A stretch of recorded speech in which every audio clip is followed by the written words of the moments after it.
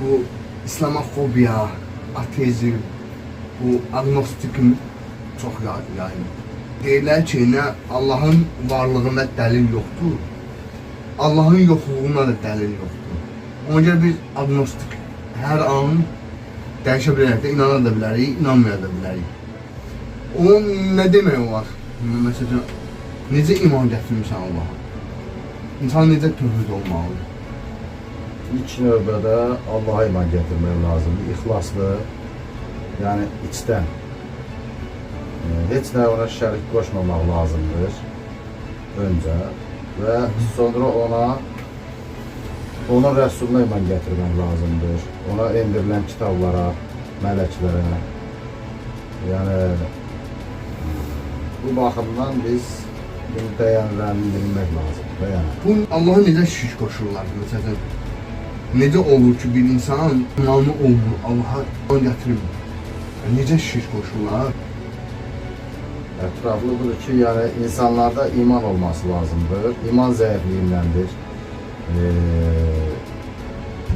Buna misal olaraq, məsələn, elm almırlar, oxumurlar. Məsələn, müqəddəs kitabımız olan Quran-ı Kərimi əfsuslar olsun ki, evdə məsələn, hündür bir yerlərə qoyurlar. Halbuki bizim kitabımız Allahın hökmüdür. Yəni biz onu hər an takip etməliyik, oxumalıyıq. Və hədislər eyni zamanda. Yəni Səhih Müslim, Səhih Buxari bunların kitablarına yəni faydalanmaq lazımdır. Mən düşünürəm ki, ümumiyyətlə İslami təlimi, tədrisi məktəb səviyyəsinə salmaq lazımdır. Təbii ki, doğrudur. İslamdan təsir olmalıdır, İslam tarixindən, Peyğəmbərimizin həyatından. Uşaqlar öyrənmirlər deyə, artıq valideynlər də o sovetdən qalma bəzi inanclara sövq ediblər. Ondan məncə, ona görə də Azərbaycanda mən müsəlmanam deyib, amma müsəlmanlığın həyata keçirməyənlər var da, namazı yoxdur, yaşamayanlar. Hə, oruç tutmur, günahlara, əkbar-kəbərlərə diqqət eləmir. Və mən müsəlmanam deməklə müsəlman olmur. Bu haqda nə deyə bilərsən? Günümüzdə bir çox məsələn seriallar var. Təbliğatlardır bilavasitə, yəni bu televiziya vasitələri ki, istər böyüklər, istər kiçikləri necə deyim, dindən uzaqlaşdırırlar. Məsələn, buna örnək olaraq bir məsələn hər hansısa bir serial deyək, oradan mənfi şeylər çıxarırlar, yəni nəticələr çıxarırlar. İşlər çox az gedir. Bəli, bəli. Məsəl üçün, baxırsan ki, heç bir təcrübəsi olmayan, təhsili olmayan çıxıb İslam dini danışır və yaxud da ki, birinci məktəblərdən başlayır, şübhəsiz, məktəblər qanunsuzluq varsa, hər şey birinci təhsildən başlayır. İnşallah təhsil möhkəmlənsə, insanlar daha da elmli olar, daha da savadlı olar. Mən düşünmürəm ki, şirk qoşmalarına səbəb cahillik. Təbii ki, oxumamalıdır. Bəli, mən az öncə qeyd etdiyim kimi, məsələn, müqəddəs kitabımız Quran-ı Kərimə məsələn oxumurlar və ya hədislərə istinad cahillik olur, yəni, əvamlıq bundan qaynaqlanır və eyni zamanda evdə, ailədə heç olmasa valideynlərdən biri, məsələn, uşaqları doğru yola yönətmək üçün, məsələn, sabah qalxır, əlhəmdülillah, yeməyə başlayır, məsələn, bismillah, bəli, az öncə qeyd etdiyim kimi, Türkiyədə, məsələn, bu şeylərə daha çox önəm verirlər. Məsələn, sabah yeməyə qalxanda, məsələn, bir əl üzü yumağı, gigiyena qaydaları da ümumən dediyim. Ondan sonra süfrə başına oturanda böyük var, kiçik var, məsələn, bir-birinə, necə deyim, sayğı, sevgi var. Eyni zamanda bismillahla başlayıb, əlhəmdülillahla tamamlamaq lazımdır. Əfsuslar olsun ki, günümüzdə bu şeylər az təbliğat olduğu üçün, insanlarda cahillik olduğu üçün mən belə düşünürəm. O yüzdən bu zəiflik nöqteyi nəzərindən də insanlara neynirlər? Tez təsir göstərə bilirlər. Buna məsələn, örnək olaraq deistlər, ateistlər, məsələn, bunlar daha çox təsir göstərirlər. Az öncə qeyd etdiyim kimi, məsələn, pulla mı deyim və yaxud da hər hansı bir vasitə ilə şirnikdirib insanları öz yönlərinə çəkmək, yəni özlərinə tərəf çəkmək istəyirlər. Əslində belə elədikcən də İslam daha da cəmaatımız İslama necə deyim, meyl eləyibdi. Və o xislətini dəyişəndə şübhəsiz ki, bir çox xəstəliklər, müsibətlər gəlir. Bəli. Sən deyirsən, mən müsəlmanam amma əməl eləmirsən, Bəli. elə bir təslim olursan. Təslimiyyət lazımdır. Müsəlman sözünün mənası təslim olan demək. Bəli. Bravo.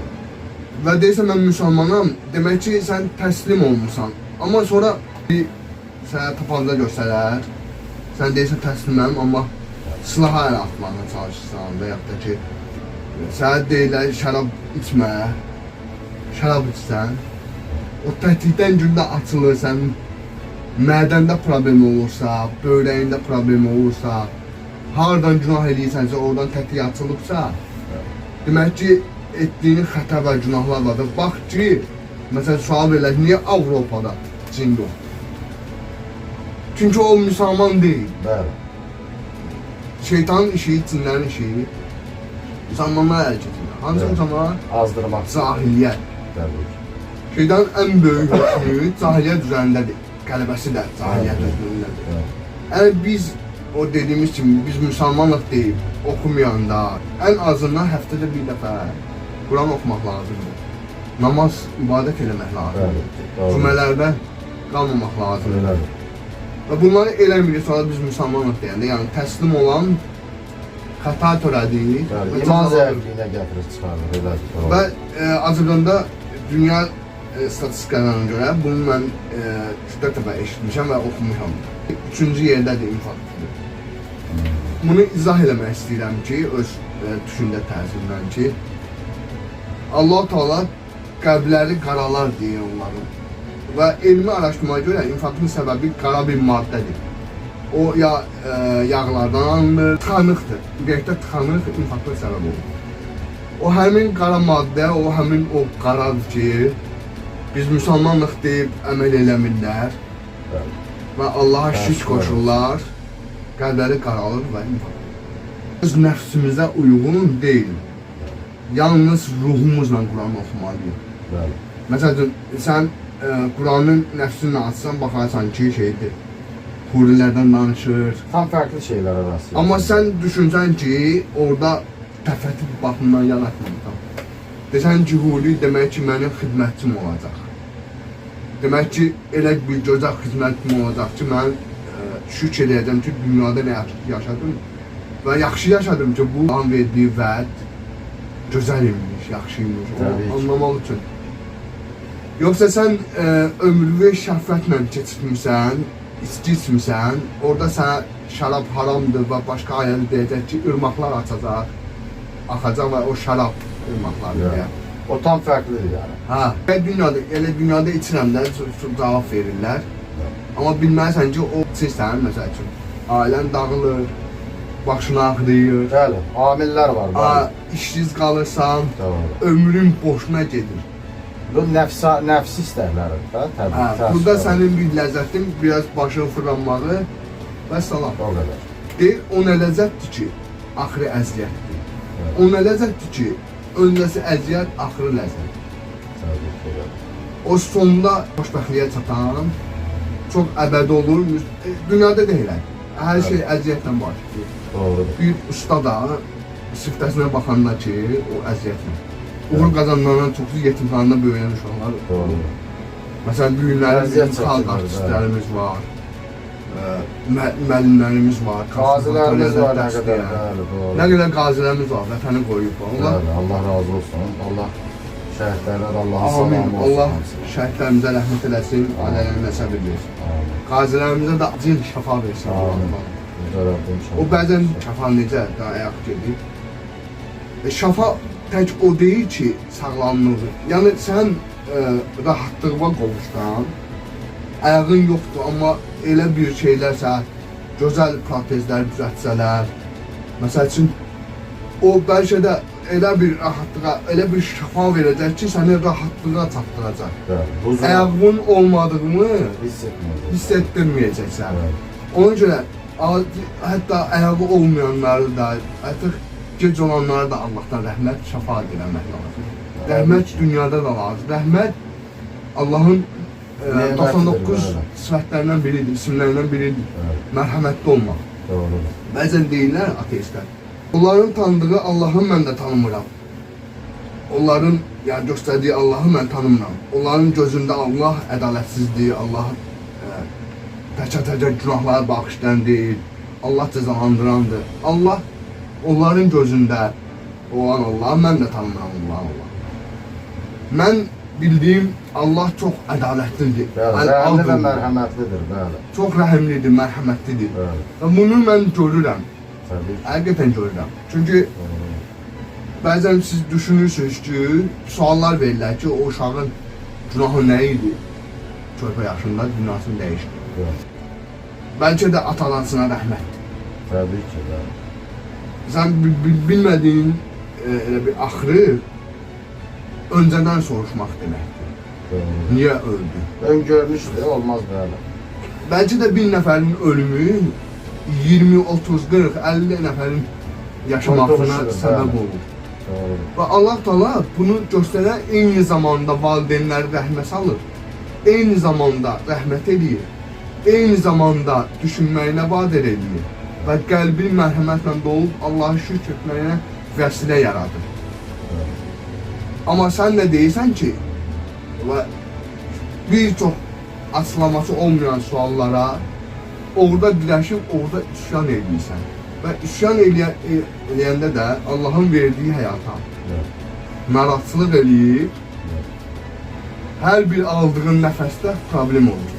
Çünki sən Allahın hay isminə Nankörlük edir. Nankörlük edir. Bəli.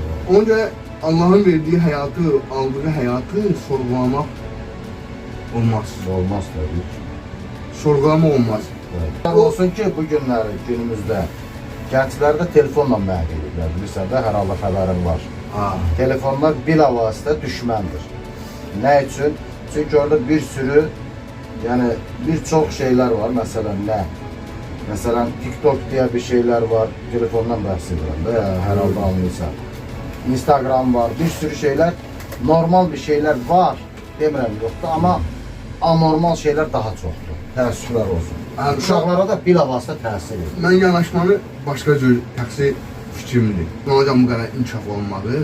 Z nəsli olaraq alfa nəslini başa düşənmirik də, elə bir şey. Telefondan xoş niyyətlə istədənlər də var. Təbii ki, mən dedim axı az öncə, qeyd elədim. Məsələn, telefondan haqq şeyləri çatdırmaq olur. Bəli, bəli. Kimlərsə hidayətinə girmək olar. Bəli. Mariflənmək olar, Quran kəlmə oxumaq olar. Hər bir şey. Amma sən telefonla başqa şeylərdən istifadə eləsən, su da elədir. Çox içsən, ağrı verər. Bəli. Amma miqdarı var. Hər şeyin öz yeri var, miqdarı var. Məsələn, Nizami Gəncəvi deyir, bir inci saflığı olsa da suda artıq içildikdə dərd verir o da. Yəni nədir? Hər şeyin fazlası, yəni artığı təbii ki, zərərlidir. Ömür boyu xeyirlə şər, azalıb çoxalan nisbətdə olur. Azərbaycan dövlətinin çox inanclı vaxtlarda olur, çox zəif vaxtlarda olur. Məncə Allah öz nurunu tamamlayacaq və vəd veribdir. Allah öz nurunu tamamlayacaq. Bu həmişə şeytan fitnələr olur. Bizim ola bilsin çıxışımız hansısa kütləyə ulaşdı və yaxud da az bir kütləyə ulaşdı, kiməsə hidayətinə vəsilə oldu və yaxud da ki, o düşüncələrini aradan qaldırmağına kömək oldu və yaxud da olmadı, deyək ki. Olmasaq da belə biz mövqeyimizi göstəririk ki, biz həqiqətən yaxşı olmasını istəyirik. Bir qarışqanın məsələ, bir gün Hz. İbrahim Əleyhisselamı Nəmrud oda atır və o şeytani Nəmruda tabi olan şeylər onlara od yığır. Və qarğa baxır ki, qarışqa küləyində bir damla su oda tərəf gedir. Qarğa gülür. Deyirsən o bir damla suyla o boyda odu söndürmək niyyətim var.